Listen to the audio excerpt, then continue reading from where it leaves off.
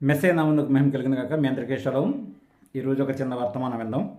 అదేంటంటే బైబిల్లో రాయబడిన స్పోకెన్ వర్డ్, అంటే రాయబడిన వాక్యం.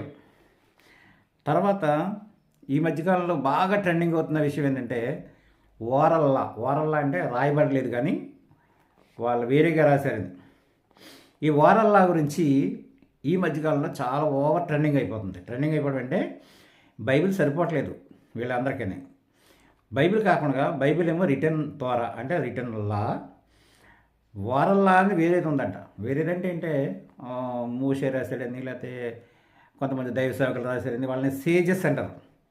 వీళ్ళు అంటున్నారు అలాగని సేజెస్ రాశారని, తర్వాత ఎవరెవరో కామెంటరీస్ రాశారని, జూయిష్ పెద్దలు రాశారని ఇలా చెప్తూ ఇలా ఏంటంటే వారల్లా కేసి తీసుకుపోతున్నారు జనాల్ని.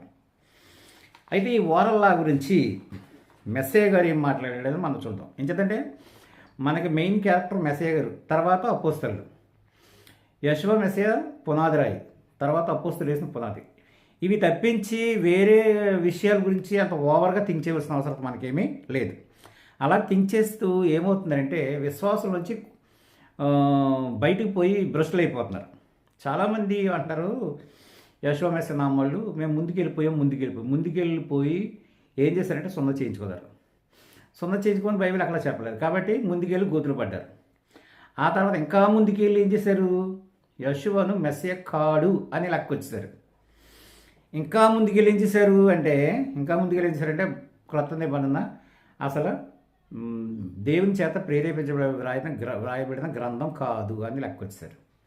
ఇలాగ వీళ్ళు ముందుకి వెళ్తూ గోతులు పడ్డారు తప్ప ఏ కోసులను కూడా వెళ్ళి ఏదో సాధించింది వీళ్ళు లేదు. అలాగే ఇప్పుడు వారల్లా అంటున్నారు.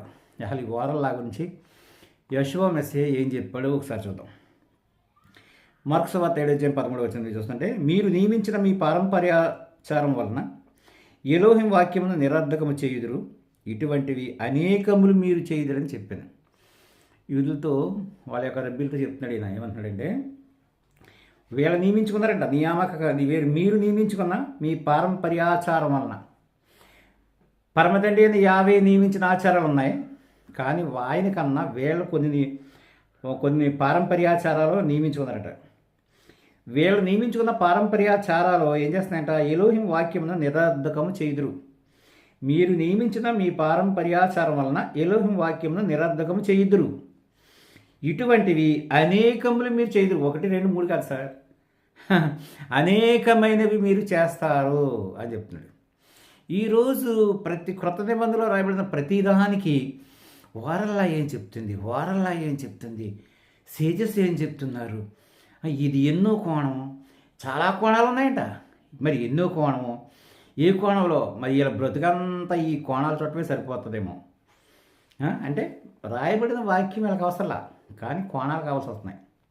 కోణాలంటే యాంగిల్సా?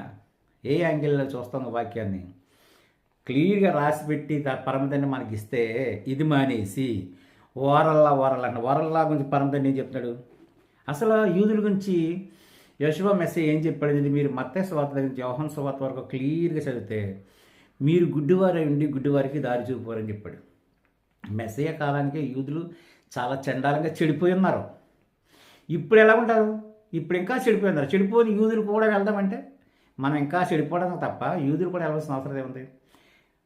మా చిన్నతనంలో క్రిస్టియానిటీ ఎవడు వెనక పడ్డారంటే అమెరికా దొరల వెనకాల పడ్డారు. ఇప్పుడు వాళ్ళ ద్వారా కొంత సువార్త బయటకు వచ్చింది. ఇప్పుడు నాశనం అవ్వడానికి యూదులు వెనకాల పడుతున్నారు.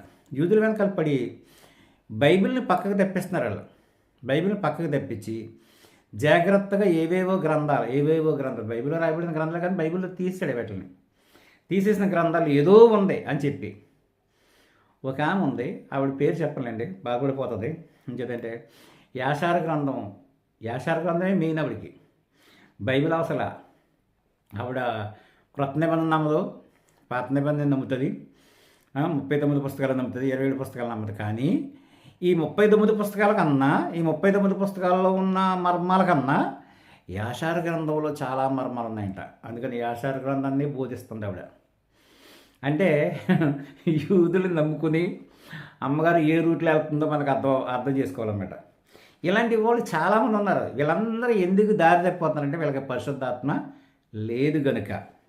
పరిశుద్ధాత్మని పరమ తండ్రి మనకు అనుగ్రహించాడు. ఆయన మీలోను మీతోను మీకు కూడా ఉంటుందని చెప్పాడు ఆయన. ఆ పరిశుద్ధాత్మని పోగొట్టుకుని దురాత్మ దగ్గరికి వెళ్ళాడంట సౌలు. అలాగా ఈ పరమ తండ్రి ఇచ్చిన అంటే యెహోషువ మెస్సీ ఇచ్చిన పరిశుద్ధాత్మను పోగొట్టుకుని యూదులు సేమ్ కట్టుకుంటున్నారో కొంగు కట్టుకుంటున్నారో తెలియట్లేదు. ఆ యూదులు వెంబడిపోయి నాశనం అయిపోతున్నారు. మెస్సయ్య గారు ఇంకో మాట చెప్పాడు, మీరు ఒకరిని మీ మతంలో కలుపుకోవడానికి భూమిని సముద్రాన్ని తిరిగి వస్తారు. తిరిగి వచ్చిన తర్వాత వాడిని మీకన్నా రెండంతలు నరకపోతులుగా చేస్తారన్నాడు. వీళ్ళంటారు యూదులు ఎవరు నరకానికి వెళ్ళరు. యూదులు నరకానికి వెళ్ళకపోవడం ఏంటి?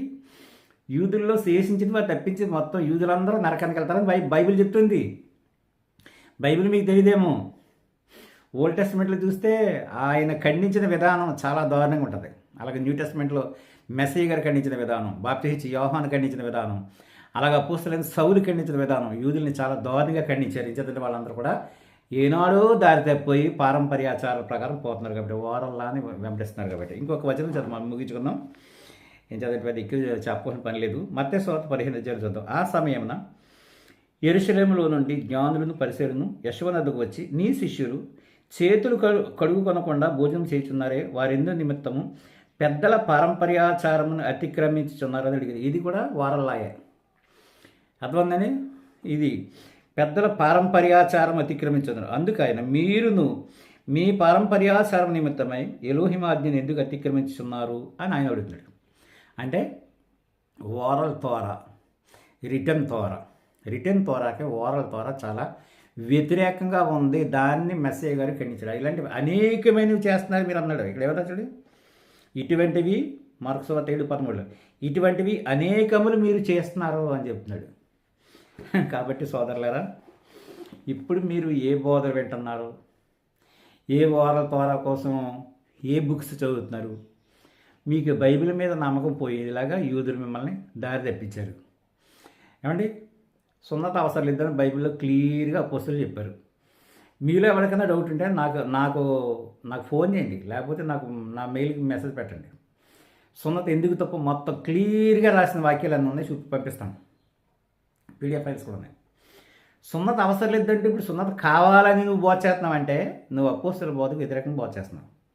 ఎందుకు నీకు సున్నత అవసరం అవుతుందంటే oral Torah. Because of oral Torah you wanted to circumcise yourself, not because of the word of Yahweh యొక్క వాక్యాన్ని బట్టి నువ్వు సున్నత చేయించుకోవట్లేదు. ఓరల్ తోరాన్ని బట్టి నువ్వు సున్నత చేయించుకుంటున్నావు. కాబట్టి యూదులను వెంబడించడం అంటే ఏంటి? ఎలా వెంబడిస్తున్నారు? మీరు వాక్యాన్ని వదిలి ఆచార ప్రకారంగా పోతున్నారు. పస్కా 14వ తారీఖు అని బైబిల్ చెప్తుంటే 15వ తారీఖుని చేస్తున్నారు మీరు. పస్కా 14, 15 కూడా గ్రహించుకోలేనంత మూర్ఖత్వంలో, దుష్టత్వంలో ఉన్నారు మీరు. ఒకసారి చెక్ చేసుకోండి మీరు. అర్థమైందా? నేను ఒకరిని అడిగాను, ఒక జోడాయిజం వ్యక్తిని అడిగాను, పస్కా పశువుని ఎప్పుడు వధిస్తారని. సింపుల్గా ఏం చెప్పాడంటే సాయంత్రం 3 గంటలకు వధిస్తాడు. సాయంత్రం 3 గంటలకు వధిస్తాడని బైబిల్ ఎక్కడ ఉందో చూపించమని అడిగాను. సమాధానం లేదు. 2 సాయంకాలంలో నడుమ పస్కా పశువుని వధిస్తారని బైబిల్ చెప్తుంటే సాయంకాలంలో 3 గంటలకు వధిస్తారు. ఏం చేద్దంటే మెస్సయ్య గారు 3 గంటలకు చనిపోడు కదా, రాని మీద ఆయన చనిపోయేందుకు మనకు కనిపిస్తుంటుంది. అందుకని మెస్సయ్య గారు 3 గంటలకు చనిపోడు కాబట్టి పస్కా పశువు 3 గంటలకు చనిపోద్దని చెప్తున్నాడు. అంటే వాక్యం తెలియలేకపోతే ఎలాగైనా బోధిస్తారో, ఎలాగైనా బోల్తా కొట్టించడానికి ప్రయత్నం చేస్తారనమాట. ఇలాంటివి అనేకమైనవి అన్నమాట. అనేకమైన తప్పులు చేస్తున్నారు. పస్కా రోజుని మానేసి పస్కా తీసుకోవడం, పులిహోర రొట్టెల పండుగ రోజుని పస్కా తీసుకుంటున్నారు. ఇవన్నీ దేనివల్ల అంటే యూదుల యొక్క తప్పుడు బోధల వలన. యూదులను ఏమన్నారంటే తట్టుకోలేకపోతున్నారు. పైగా యూదుల యొక్క యూదుల ద్వేషవాదం అనేది. యూదుల ద్వేషం నేను కాదు. నేను ఆల్రెడీ యెషువ మెస్సయ్య ఫాలోవర్ని. యెషువ మెస్సయ్య యూదుడు, అపోస్తలుల ఫాలోవర్ని. ఏం చేద్దాం, అపోస్తలందరూ యూదులే. నేను కరెక్ట్ అయిన యూదులను ఫాలో అవుతున్నాను తప్ప తప్పుడు యూదులను నేను ఫాలో అవట్లా. అర్థమవుతుందా? మీరందరూ తప్పుడు యూదులను ఫాలో అవుతూ తప్పుడు ఆచారాలు అంటే వాళ్ళ యొక్క పారంపర్యాచారాలు పాటిస్తూ ఏం చేస్తున్నారంటే దేవుని యొక్క వాక్యాన్ని నిరర్ధకం చేస్తున్నారు. అది మీరు తెలుసుకోవాల్సిన విషయం. అర్థమవుతుందా? కనుక మీరు ఇప్పుడైనా ఆ పద్ధతి మానుకొని వాక్యానికి ఎక్కువ ప్రాముఖ్యత ఇవ్వండి. ఓరల్ తోరా తీసి పక్కన పెట్టండి. ఓరల్ తోరా గురించి కానీ, లేకపోతే బైబిల్లో రాయబడిన ఆచార గ్రంథం గురించి కానీ వీటి గురించి చెప్పుకుంటూ కూర్చుంటే నీవు ఎప్పుడు పరమతండ్రి యొక్క వాక్యాన్ని బయటికి ప్రజలకు తెలియపడేస్తావు. మీరు సువార్త ఎలా నమ్మారు? కేవలం క్రిస్టియన్స్ ద్వారా సువార్త నమ్మారు. ఈరోజు యూదుల ద్వారా రెండంతల నరకానికి సిద్ధపడుతున్నారు. అంటే యూదుల్ని నమ్మి మీరు నరకానికి వెళ్తున్నారా, లేకపోతే స్వర్గానికి వెళ్తారా? పరలోకానికి తీసుకెళ్తున్నారా వాళ్ళు, మిమ్మల్ని నరకానికి తీసుకెళ్తున్నారా? యూదుల గురించి మొత్తం అంతా రాశాను. మత్తయి, మార్కు, లూకా, యోహాను సువార్తలు మీరు చూడండి. మెస్సయ్య గారికి వాళ్ళకి ఎప్పుడు పడలా. శాస్త్రుల పరిసరికి కానీ, ప్రధాన యాజకులతో కానీ యాజకులతో కానీ మెస్సయ్య గారికి ఎప్పుడు పడలేదు. ఎందుకంటే ఎప్పుడు ఆయన ఖండిస్తూనే ఉన్నాడు. వాళ్ళే సత్యవంతులు అయ్యి ఉంటే ఈరోజు మేము కూడా వాళ్ళని ఫాలో అవుదాం. వాళ్ళ కారు వాళ్ళే కానప్పుడు వాళ్ళ పిల్లలైన వీళ్ళు ఎలాగవుతారు? వీళ్ళు అసలే కారు. కాబట్టి వీళ్ళు ఏం చేస్తారంటే మిమ్మల్ని మెస్సయ్య మార్గంలో నుండి దారి తప్పించి ఓరల తోరాకేసి తీసుకెళ్ళి ఆ ఓరల తోర ద్వారా మిమ్మల్ని నరకానికి తీసుకెళ్తున్నారు అని బైబిల్ క్లియర్ చెప్తుంది. మీరు మీ మతంలో ఒకరిని కలుపుకోవడానికి భూమిని ఆకాశాన్ని చుట్టూ వచ్చి వాడు మారిన తర్వాత వాడిని రెండంతల నరకపోతలుగా చేస్తున్నారు. కాబట్టి రెండంతల నరకానికి వెళ్ళడానికి సిద్ధంగా ఉన్నారు మీరు. ఇప్పుడైనా ఆ తప్పుడు దారి వదిలిపెట్టి సత్యమైన మార్గంలో యెషూవా మెస్సయ్యగా అంగీకరించి ఆయన చెప్పిన ప్రతి మాటను కూడా ఓరల తోరా కన్నా ఎక్కువగా తీసుకుంటే మీరు జీవంలో ఉంటారు. నిత్యజీవాన్ని మీరు సంపాదించుకుంటారు. లేదనుకుంటే నిత్య నరకాగ్నికి మీరు గురైపోతారు. అది గుర్తుపెట్టుకుని జాగ్రత్తగా ప్రవర్తించాలని కోరుకుంటూ ముగిస్తున్నాను. పరమ తండ్రి కొద్ది హెచ్చరిక మాటలను మీ వినికిడిలో దీవించి ఆశీర్వదించను గాక. అందరికీ షలోం.